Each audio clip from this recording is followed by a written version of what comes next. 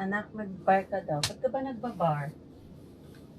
Alam mo bang hindi yun puntahan ng matitinong babae?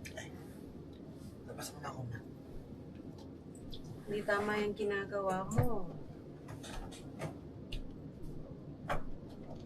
Umuwi ka, late na, lasing pa. Hindi mo ba na-realize na baka pag nalasing ka, may mangyaring hindi maganda sa'yo? Gusto mo bang mabuntis ka ng maaga? Eh, ba't ganyan ang ginagawa mo? Baka mali yung mga kaibigan na nakakasama mo. Hindi sila tunay na kaibigan kasi gusto ka nilang ipahamak. Mga bad influence sila. Pati yung baon mo, gusto mo malaki pa. Ang pagpasok sa school, hindi pakikipagkompetensya, hindi payabangan. Pumapasok ka para matuto ka. Hindi ka ba nahihiya sa anak ko? Anak ko yung nagbibigay ng pera sa'yo. Dapat pakita mo naman na deserve mo yung perang malaking gusto mo. Di mo rin ba naisip paano kung dumating yung time na mag-away sila dahil sa'yo? Gusto mo ba yun? Mali-mali yung buhay na tinatahak mo ngayon. Magbago ka kasi ako concerned lang ako sa'yo. Ayokong may mangyaring hindi maganda sa'yo.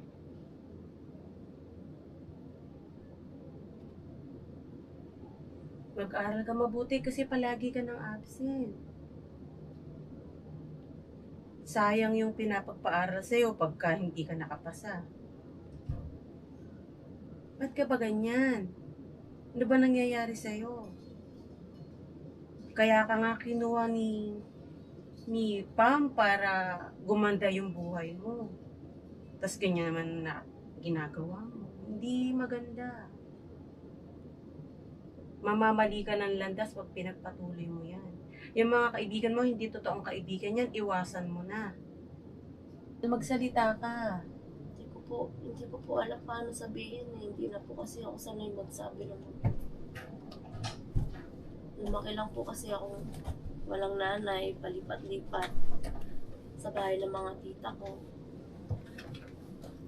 Iniwan ako ni mama kay papa pero hindi ko naman kaklose ang tatay ko.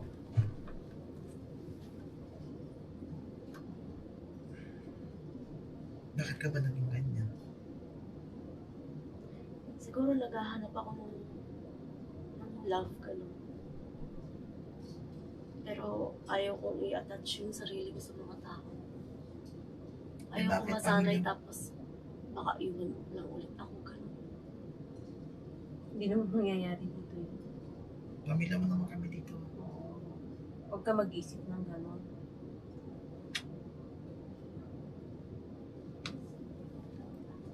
Saan na ba yung magulang mo?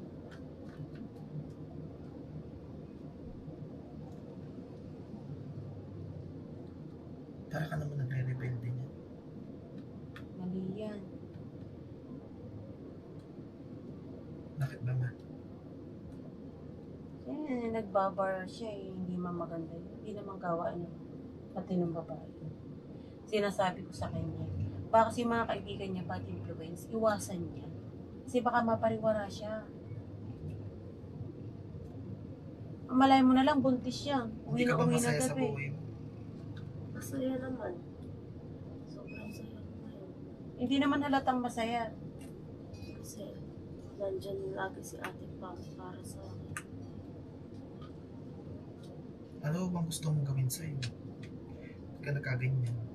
Wala naman, okay naman ako. Hindi ka ba mahal ng mama mo? Mahal naman ako ng mama ko, kaya lang parang ang hirap lang, i-sink in. Ang hirap lang tanggapin at kailangan niya akong iwan. Sumasama ako sa kanya, tapos bigla pagka-impake ko, pagdating ko sa labas ng bahay, wala na siya. Tapos, nandiyan naman si mama para magpakamama sa'yo. Ayoko nga i-attach yung sarili ko. Ayoko nga ma-attach kasi ayoko masanay. Tapos bigla, masakit kasi sa pakiramdam. Mm. Paano masakit? Eh kung pure love naman yung binibigay sa'yo ni mama. Nararamdaman ko naman dito yun. Pero Sa totoo lang, lumaki ang above na to sa probinsya. Hindi ako nakaranas ng marangyang buhay. At lumaki din ako nang hindi ko kasamang nanay ko. In short, broken family po talaga ako. Kaya si Ate Pam lagi nandyan para sa akin. Kaya nung kinuha ako ni Ate Pam, sinabi niya sa akin na ipaparanas niya sa akin yung mga bagay na hindi ko naman naranasan dati. Kaya siguro ngayon, parang sabik na sabik ako sa lahat ng bagay. Nasasaktan naman talaga ako nung nagbibitaw ako ng mga salitang napakabastos ko kay mama. Kahit kina Kuya Merk. Pero kasi ayaw kong ma-attach ulit sa mga tao tapos biglang iiwan lang ako ulit. Handa naman ko baka mamapatay si mami. sorry po. Nandito lang ako. Sorry po kung nagiging bastos po ako. Pag nagiging bastos po ako, nasasaktan din po ako sa mga nasasabi ko. Ayaw ko lang po talaga masanay. Parang for me, okay na nandyan lang lagi si Ate Pam na sinabi niya ipaparanas yung mga hindi ko naranasan. Parang sapat na sa akin na okay lang kahit hindi ako magustuhan ng iba. Basta lagi nandyan si Ate Pam sa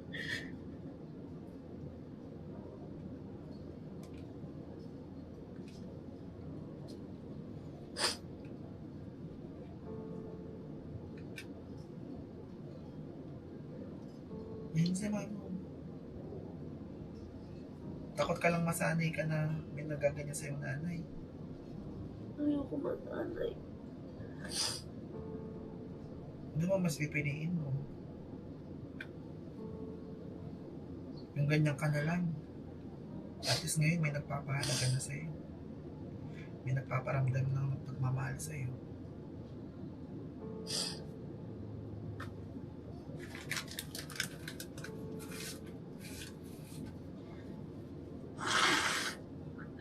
Ano ba naman yung mag-aaral ka na? Sorry po, ma. Hindi na po mauulit. Hindi na po ako sasagot. Hindi lang pagsagot yung dapat mong pag-uwi. Si mama nga eh. Nasa ibang bansa din, ganyan din yung Tsaka nanay ngayon lang po Christian. kasi ako nag-enjoy. Parang ngayon lang po ako nakalaya. Kaya, hindi naman, opo, umiinom ako. Pero, nararamdaman ko lang kasi na masaya ako kasama yung mga kaibigan ko doon. Ina-enjoy ko lang yung ngayon, yung buhay ko ngayon. Na dati hindi ko naman nataga.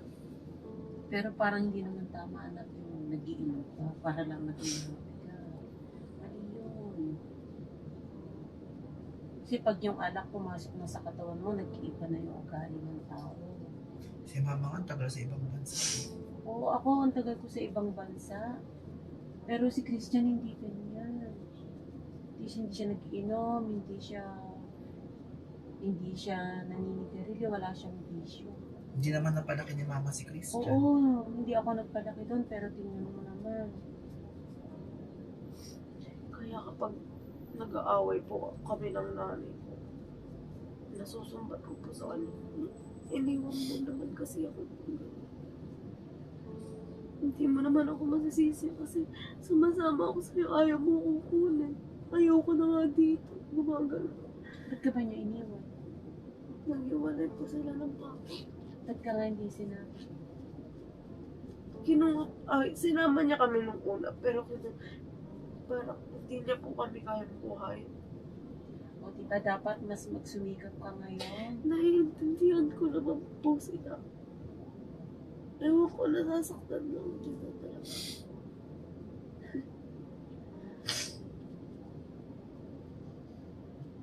Kaya nga dapat mas mag-aaral ka mabuti para magkaroon ka ng magandang trabaho, makatulong ka din sa kanila.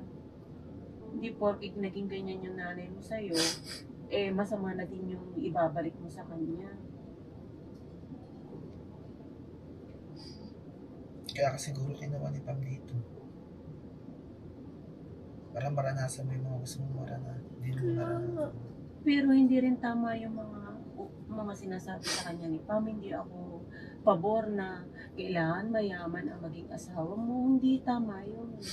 Hindi palaging pera ang nagpapasaya sa tao.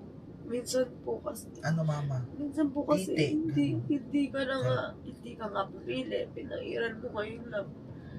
Pero, minsan kasi kahit,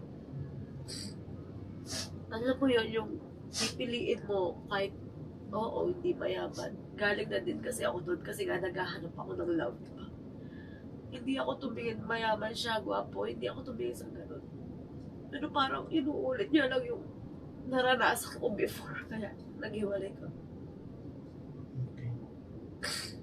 Kaya gets ko naman si Ate Pam, ayaw niya lang maranasan ko ulit yung ganun. Gusto niya lang ako mag-enjoy, hindi spoil niya ako. Alam ko naman minsan may mali.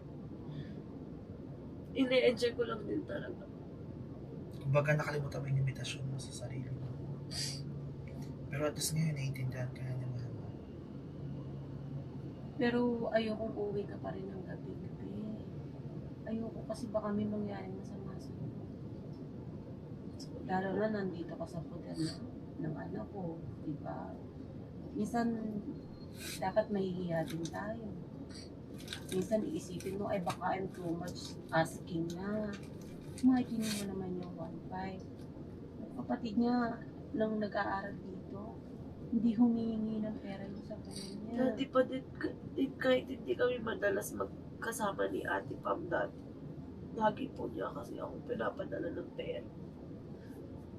Siya po talaga yung tumutulong din sa akin. Kaya nga maswerte ka eh. Dapat iniisip mo na maswerte ka.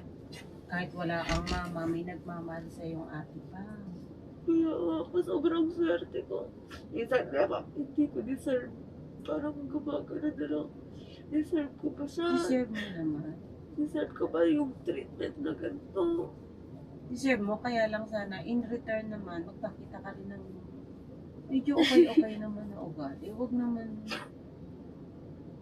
pasaway. Tumigil ka na, huwag ka na umiyak. Alam kong ay above ka, pero huwag ganun. Huwag ka na umiyak.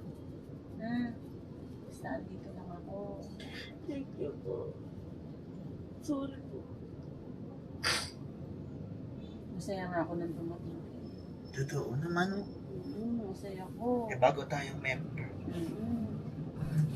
Pero nalungkot ako bigla nung nagpakita ka ng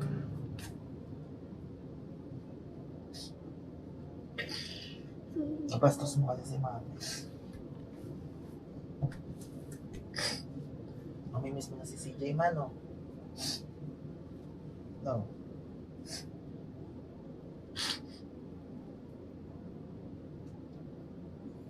Ano umiyak, ma? Halika na. Sorry po. Hindi na po mauulit. promise mo ha. Promise po. Sorry po. Basta dito lang ako ha. Thank you po. Pag may gusto kang kausap na mama, ay nandiyan si mama, kakausapin ka naman ni mama. Nagpupuyat yan si mama, nag-aano yan. Nagbababol ba? Sayang, ang ganda ng mga abab. Kaya si mama, so, Ay, yung cellphone ko. Asan ang grounded cellphone? ka. Ha? Bakit? Okay na Kuya Bert po. Bakit? Grounded siya. po. Ay, grounded. Wala tayong magagawa. Si Mark na yun. Nakausapin ko yung kuya mo. Ha? Pahinga ka na. Thank you po, ma. Sorry po.